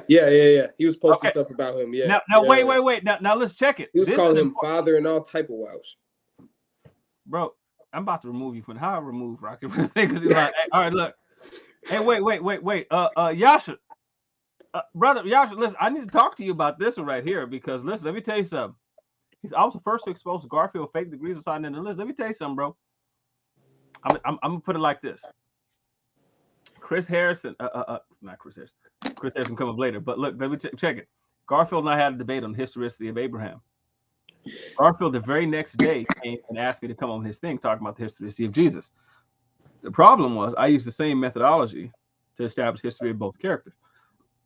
So when Chris Harris heard the second discussion, where Garfield was basically saying that Jesus was a historical figure, Chris Harris went on live and basically said that he supported Garfield even though he had fake degrees. Now I don't know anything about this. See, I just know I don't think my brother. That's my brother right there. I don't think he has any fake degrees, but he's also not a person that taunts his degrees. You know what I'm saying? I so. seen the So you graduation gotta pic. tell me. You gotta tell me What why your boy Chris Harris say that, man. Why he say that? they got some they you know I don't want it's some personal stuff they got going. I don't really know the details, but they really dislike each other. Okay, so, So I can't, you know what I brother mean? Yasha, brother Yasha. Now check it. Now, brother Rocky. Listen, I like Garfield. I really do. He knows I like him, right? So cool dude, right? I wish I had a Jamaican accent. I really, really do. Brother Yasha, why? Now, brother Yasha, why did you say Rocky ain't in this? This is just me. Rocky ain't in this. This is just me. Why you say the brother got a fake degrees, brother Yasha? Why you say that? This ain't Rocky. This is me. Rocky, if you say something, I'm gonna mute you. Don't say nothing. I don't have to mute you. You ain't in this. Okay? You ain't involved. This is me. I'm asking for the smoke. I just want to know why you say you got a fake degree. I just want to know why you said it. Look, he said it again. I'm interested in why he says that though. If he gonna say it, Rocky, stay out of this. This is just me. This me. Okay. Listen, I like Garfield, right? But I need to know why he say that. Now, he say, so David Jackson, before 500 years, however recent you say, science didn't exist. For Francis Bacon, there was no science. No. Actually, brother David Jackson, this is to my point. There's a different philosophical school of science and what science does, what it's supposed to examine, what it's supposed to do, what it can measure prior to Francis Bacon and Rene Descartes. That's a fact. This is 100% a fact. There was a completely different form of science prior to. For example, if you go back to, I don't know, the temples of Asclepius, they had a particular form of science, but it wasn't modern empirical science. Modern empirical science, MES, has a specific start date with Francis Bacon and Rene Descartes. This is not what I'm saying. This is a fact. Hang on, wait a second. This your man's right here, Rocky. Read this comment, please. What did it say? Garfield has authentic degree deodorant. 93 funny, man. 93 funny as hell. I guess the law of physics only exists for 5 years. So, no, brother David Jackson. That was ridiculous. That was ridiculous. It's ridiculous. So listen, this is what I'm gonna say. I'm just gonna start ignoring your comments because I feel like it's going over your head, bro. So I don't want to do that to you. I'm gonna get some crayons. We're gonna do a different presentation for you so you can keep up. All right. None of that. I mean, it sounds really personal, Yasha. Brother Yasha, I gotta tell you, you're letting me down right now. Yeah, it. I think you should. I just want to know why you think it's fake. Because listen, you can have a real degree and then say some nonsense. Logically, you can do that. Okay, hang on. Let's see.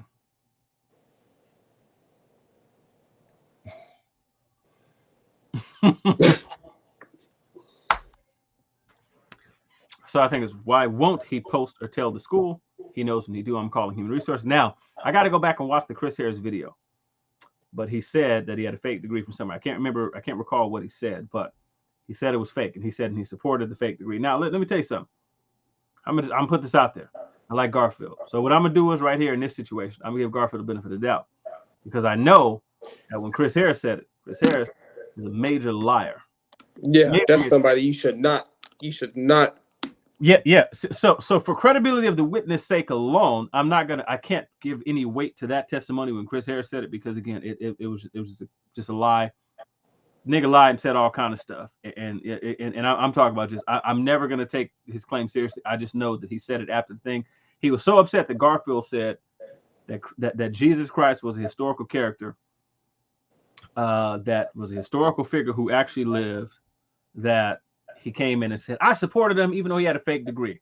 He had a physical reaction to him saying Jesus Christ was a historical figure. Hey, bro, I'm gonna tell you this, bro. I was on here with Chris Harris, who I've heard, just for clarity, I've heard Chris Harris has a fake master's degree. So I'm gonna keep it a buck. I heard it more than once from more than one person that his degrees are fake and he's a dock worker, not an engineer, like he said. Now, I'm just telling you. Ain't nothing wrong with being a dock worker. Let's just clear that before we continue. That's just if it is absolutely 100% nothing wrong with being a dock worker. If he is, I just want to get that out the way. Listen, if that's what you're doing to support and feed your family, bro, 100%, I really support you, and there is no slight. 100%. I mean it from the bottom of my heart. Do that. Whatever you got to do. If it's McDonald's, if it's you doing something that's legally, you above ground, you feed and provide, take care of your family, something that's gonna keep you out here. I 100% agree with Rocky. Ain't nothing wrong with that at all. I do think there's something wrong with pretending to have a degree. Now, and for the same reason that Chris Harris said that about Garfield, Chris Harris, if you got fake degrees, now my transcripts, I'm so petty. I put my transcripts up online in a video, and anybody can see it. It's right here on Paradigm Shift TV 314. You can see my stuff because I'm very petty, and I wanted y'all to see that I was a magna cum laude graduate. That's the tassels and the honors and all. You see, it's multiple of them back there. Yeah, I see you set it up. Yeah. So I'm very petty like that. So I put mine up. You can't call the colleges, and they're gonna tell you I was a student, all that kind of stuff. So I just want to say, it is a problem though if you fake it. Now, there you go. What does it say?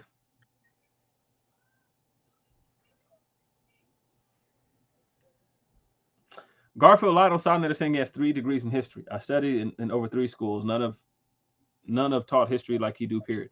I post my now. I tell you what. Here's what I will say, Brother Rocky. Garfield's your dog, right? Mm-hmm.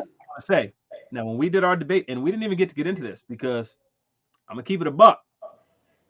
The format of the debate changed about 4 times right prior to us actually going live for the debate, up to and including.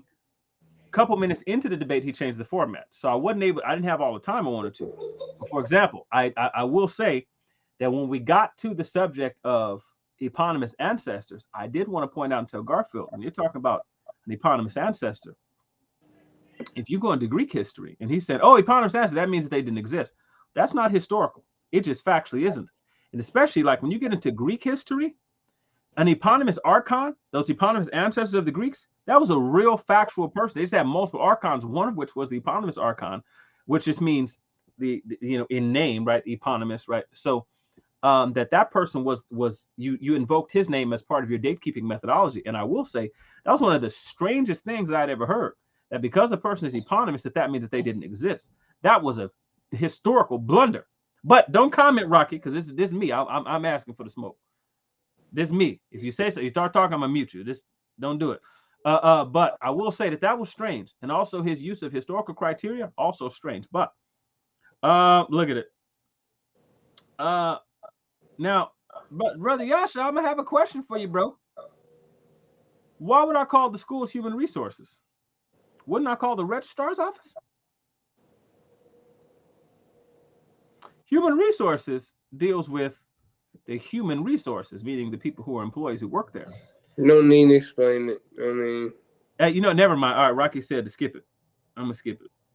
I'm gonna skip the question because I'm confused. Because he ain't even got to do. He was capping about his degree too. He ain't just go ahead.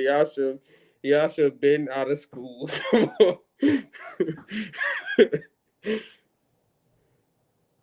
I smashed Garfield so many pause. I smashed Garfield so many times. Pause before you did. I did not.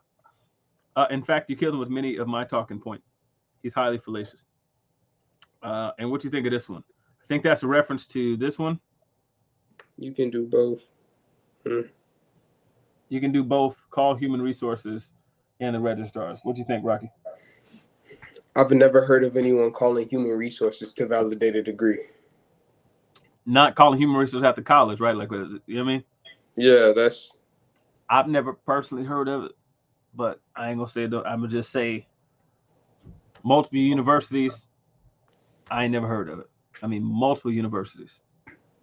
I ain't never heard of it. But Brother Yasha, a little older than me, he was going to school in an earlier time. Oh, that's a fact. He is a little. Yeah, that's a fact. He is a little older. So different time it was probably all one department in the 1820s. Now watch this. B Wash, I say it every time, and he know.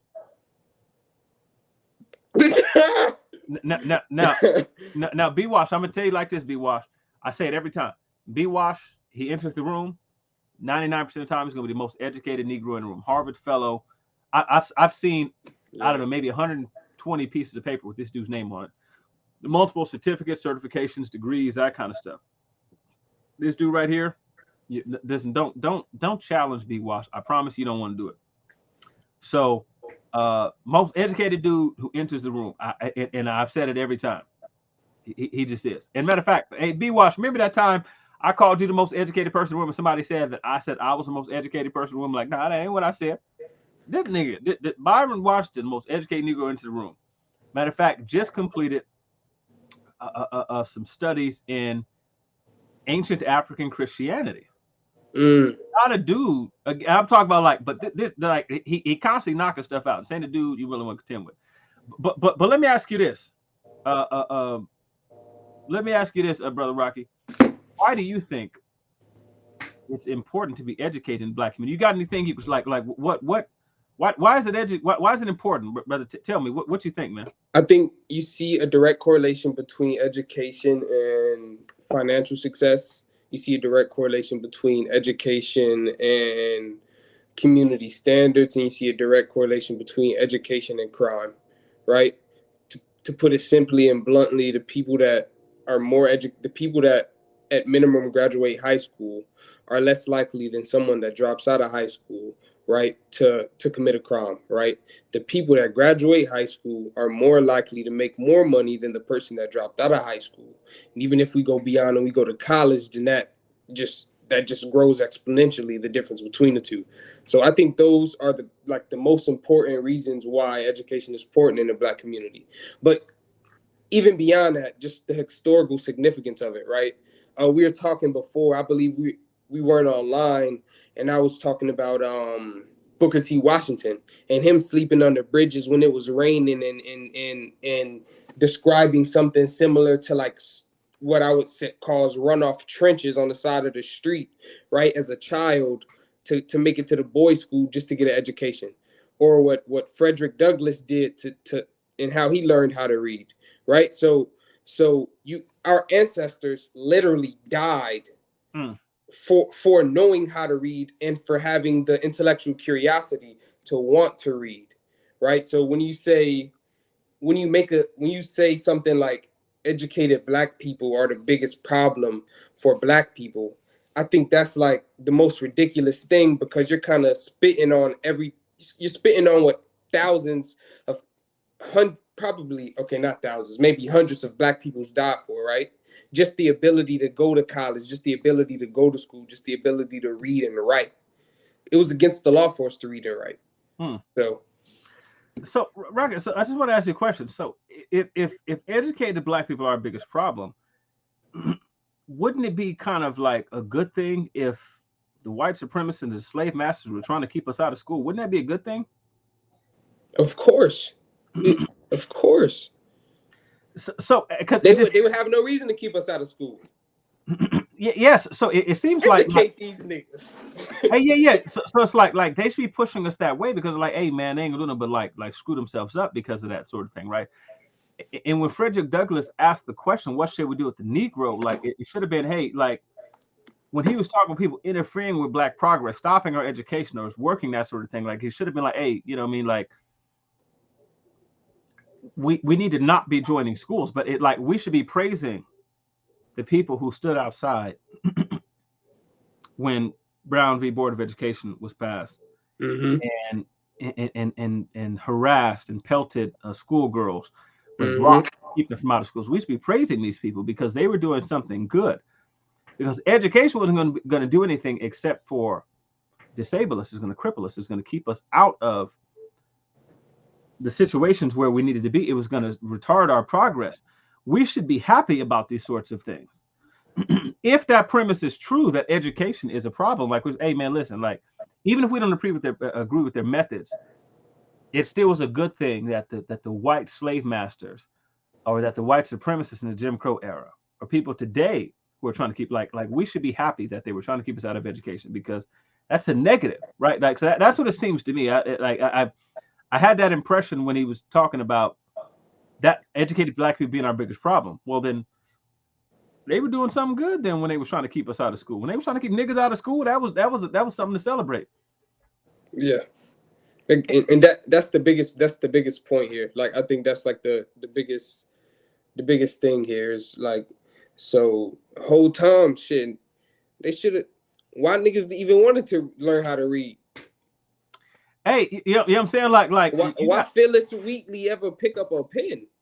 Hey, listen, man, we got to figure out like, so why was, why was anybody? Why was Booker T. Washington? Why was he trying to learn to read? You know what I'm saying? Why was he going back for it in writing and things like that? With several of his contemporaries, like why was this stuff going on?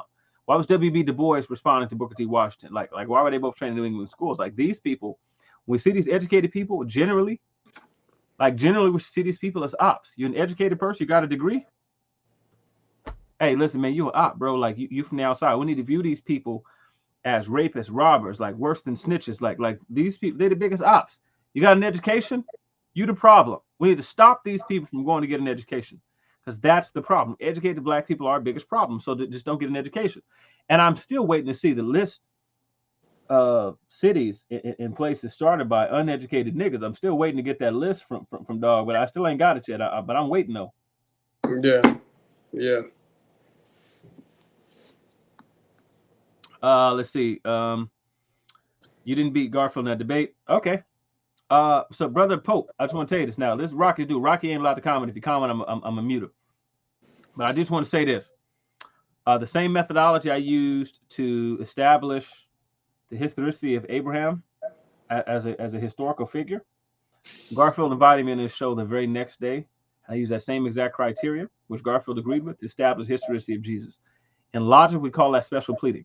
So you might say that I didn't win.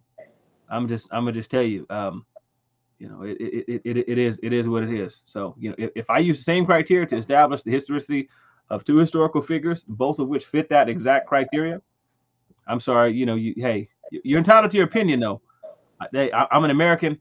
I do not believe though that people are allowed, that everybody should have an opportunity to be on the internet. But if you want to say your ridiculous opinion, cheers to you. There should be a block, like on some of the share buttons, like before they can press post. It should be like, listen, just like it should be a quiz, like you got to answer these 3 questions right. So like remember, like say they used to have the old school poll tax stuff to try to keep like black people from voting. So I just want to keep stupid people from sharing opinions online. Before you share this right here, answer a basic math question. And I want to say this too. Spell science. It's okay to not like. There is no way, right? There is no way that when it was time for vaccines or whatever, however you feel about it, but there is no way that you are. I'm vaccinated. You can speak Hebrew. I mean, that's besides this point. But there's no way you can speak Hebrew, right? You're a Hebrew Israelite. You're educated enough in virology to tell me about what I need to do and how viruses work. And you also know about the planet and how the cosmology works. There's no way you're an expert in all of these things, right? There's no way you're expert mathematician and you just know everything. And you just know everything about religious history in regards to the Bible. I'm not saying it's not possible, but I'm saying like, when it comes to the wild stuff we put on Facebook and the wild stuff we got on the internet, like when you get into these places, like when you look at the Egyptologists and stuff like that, man, they specialize in niche positions. Hey, listen, hey, look, hey. So you just said something right there, right? See, because that's the thing. That's the thing, right? Dr. Michael Heiser, before he passed, it was a video, and Byron posted it one time, right? But Dr. Michael Heiser asked the question. He says, "Did you publish this opinion or this whatever it is you're saying? Just publish only online? Do you know what happens if you have to give something you wrote, some opinion you have, to an expert in the subject, someone who studied this longer than you? You know what happens?" And that's so one. There's a biblical sort of thing, right, where iron sharpens iron, right, where you have like someone who comes along who's made the same pitfall, studied the same stuff, studied it for longer than you. there's something that happens in that environment. This is what education does for you.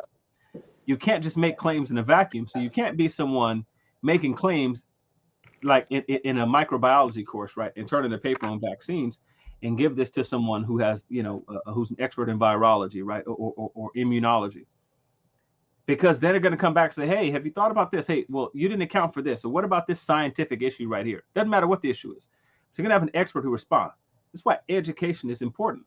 Because even if you don't agree, like, hey, I should sign up and go to school, like whatever it is, like if you're a mechanic, if you're an HVAC tech, whatever it is, you're going to learn things. And then if somebody from the outside who doesn't have the specialized knowledge comes in and makes certain claims, you're like, I'm sorry, that's actually not. No, maybe we should meet at that. And even if you don't go get a formal education, have you read from experts on the topic? You don't even need to like. I think that everybody should go sign up for them some college, some graduate school, postgraduate education. Go do all that stuff. I love it. Go do all that stuff. But even if you decide not to, right? Are you reading people who have knowledge of the subject matter? I'm not talking about just like now. The irony is we're on YouTube. Right. But I'm not talking about YouTube videos by people who have no business talking to you. But are you at least going to go see what people who have studied this stuff a decade, 2 decades, 3, 4 decades, like who have like a breadth and depth of knowledge? Yeah. You're going to see what they say about the topic. Have you grabbed books by experts on the topic? If not, then please caution yourself because their lives at risk. Hey, Brother Rocky, can I give an example? I don't mean to be long-winded. Can I give an example real quick? Sure. I had a relative of mine. I kid you not. This is real. I had a relative of mine going through cancer, cervical cancer. I hate to hear that. And yeah, so appreciate that. So I had a relative of mine going through cervical cancer, and was scheduled to go see an oncologist. I have another relative of mine who's related to the son of the other relative. And the male relative of the female relative who had the cervical cancer basically presented this woman, who's his mother, with loads and loads of Dr. Sebi information and information from other people who were teaching against Western medicine just as a whole. And basically, the person was arguing is that if you get back to an indigenous diet, that the cancer will just cure itself, as if niggas in these countries don't die of cancer. As if juices and berries and that sort of thing, they just don't die of none of this kind of stuff. And so he said only natural fruits and berries. What you put in your hair? Only natural fruits. This is just juices and berries. So the problem is that like if the lady that I'm talking about had adhered to the advice of her son who was giving her this information, she will be dead. She's alive. Like she just hit her 6th anniversary of defeating cancer because she went with the learned, educated doctors who spent like 14 years just in their PhD program studying this particular phenomenon. And so that's a real thing where it's real rubber meets the road kind of stuff. You just start taking people's opinion. Like now watch this. All the Sebiites out there, I'm going to tell you, and I don't know if Rocky, I don't know if you're a Sebiite, but I'm going to tell you this. That was complete and utter nonsense. Man, listen, you got to have, listen, you got to be fully alkaline for you got to be, you know what I'm saying? Hey, you got to be. The Negro told people to drink pee to cure blindness. And he said, the craziest shit ever. He said, do you drink pee? Look it. Let's think of the way the digestive system works. You drink it in your mouth, it goes down this way right there. It's the digestive system. He talked about when you drink pee, he said the inflammation, he said he was blind and then it broke down in the mucus and inflammation and it went down. And so his sight was cleared. Now he has perfect 20/20 vision now as a result of drinking piss to cure his blindness. So they were trying to pitch this idea to this lady in my family. And that had real world consequences, bro. Like it's a real thing. People died. Yes. Yeah. So look. He says, Byron. Sonetta himself. He talks about it all the time. Yeah. I know. And this is where I was upset with Sonetta. And that's why I told DMG. And I'm on DMG. Respect to your channel. And DMG loves Sonetta. I'm saying because I'm the nigga who's hosting. Right. I got the panel. Right? That's my opinion, not DMG's, not the opinion of Paradigm Shift TV 314. I was upset. I'm keeping it a buck. I dislike Sa Neter. Like I dislike his channel, not as a person. I dislike his channel. I dislike his opinions. I dislike the nonsense he says. But like when he's talking about the vaccine stuff, like niggas were dying at disproportionate rates because of because of COVID. It just is what it is. We live in closer knit communities, like and we do far more get-togethers. Niggas was dying, so I was upset with the opinions over the COVID vaccine. Like nigga, that's retarded. Talk about turning people gay and all kind of not like bro. Like what are we talking about, bro? So like real world education, real world consequence with this lack of education and people on here talking and people should accept as authorities on topics and they don't know, bro. So it's like don't do it. We're talking about this. We're talking about the same group that said 5G could be causing corona. Bro, they forgot about that. Look, bro, they forgot about that. Bro, listen, it's like 5G, the signal is gonna cause coronavirus. And you're like, bro, so like education is important. Like again, education can be life-saving, bro. Like this is not a joke. Like it might save your life because you know that because like watch this now. This is off the dome, right? Because somebody might come and tell you that the vaccine is gene therapy, and you might say, cool. You might be against the vaccine for any number of reasons, but to come in and say that it's going to affect your DNA, you say, cool, bro. Did you take intro biology, bro? Because unless it's going to penetrate the nucleolus, which is where DNA and RNA are produced, in the nucleolus, not the nucleus, the nucleolus, then how is it affecting your DNA? How is it gene therapy? If it doesn't penetrate the nucleolus, how is it, period, point blank, full stop, going to affect your DNA? It's a basic educational issue. Education is life. Education is key. If you pay attention in 7th grade biology, at least, that'll help you out with the vaccine. If you just go back to your notes from 7th grade, that'll help you out with the, vaccine. Rocky, stop. Hey, listen, Rocky, stop it, man. Hey, listen, you being rude. Hey, look, he's like, Byron, see, that's why, it's funny when they think GMOs are lab-grown food or that seedless fruits aren't natural. I'd be like, what's now again? Now watch this. I watched an old black farmer say, he said, no, like he talked about how they breeds a seedless watermelon. And like this is not like this can occur naturally. What are you talking about? You might have a hummingbird or a butterfly or a bumblebee, something come over and pollinate this something over, and you create a seedless watermelon. And it's like, but again, it's just the basic stuff. Education can really save your life. Now watch this. Now I'm gonna give an example. It's not about college education, but just education just in general, right? I kid you not. What was the day?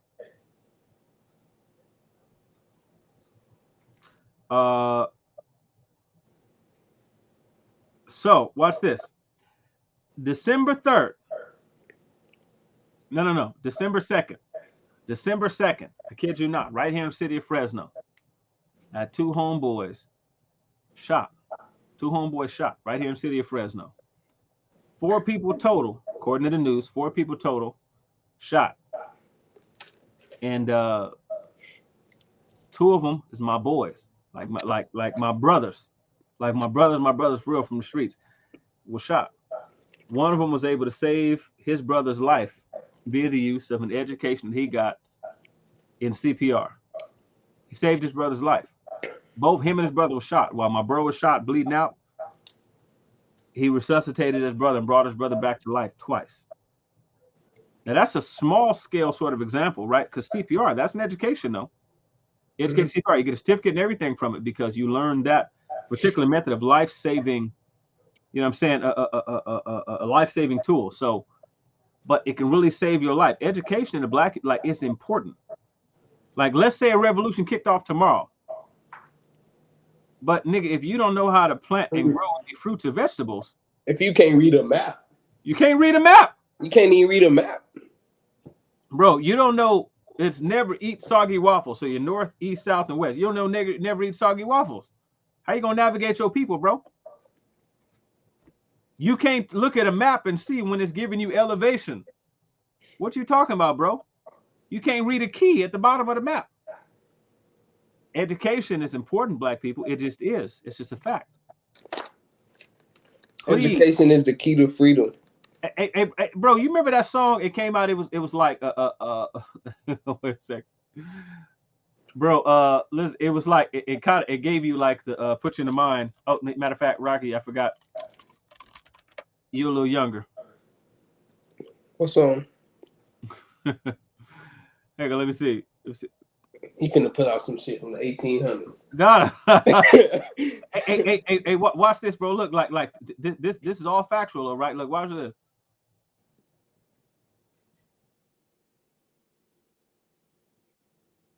Can you see that? Yeah, I can see it. Now watch. Hopefully we can hear this right. But look, when this dropped right here, bro, I was like enamored.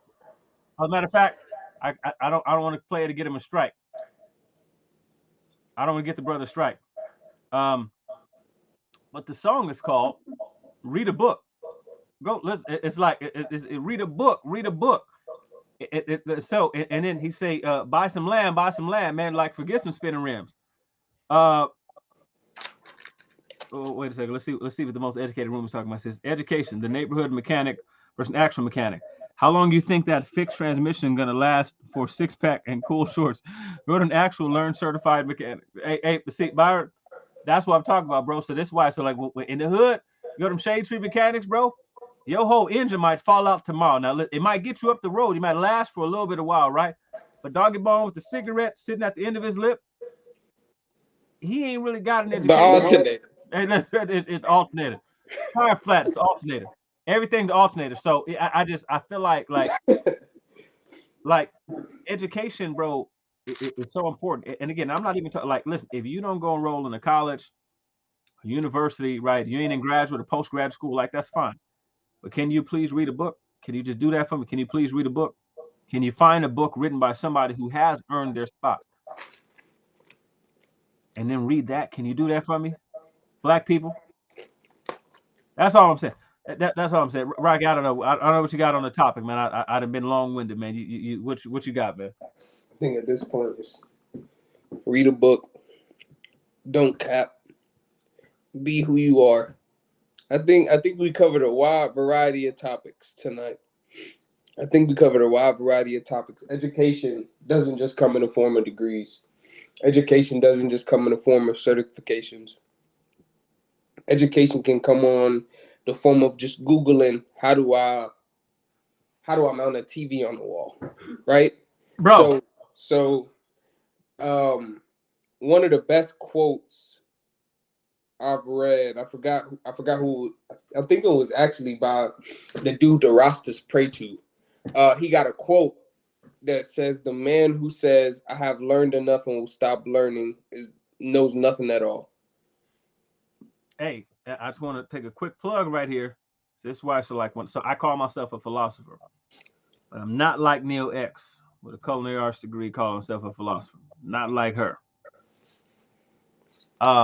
But really, this is why I like philosophy, and this is why I consider myself a philosopher, not just because of the degree, but because it is a constant acquisition of knowledge. I want to learn about every topic there is.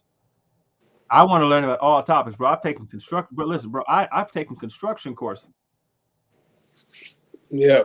Courses in contemporary mathematics, learn about algorithms, bro. Like, bro, you name it. It's a wide variety of topics, stuff that I've studied.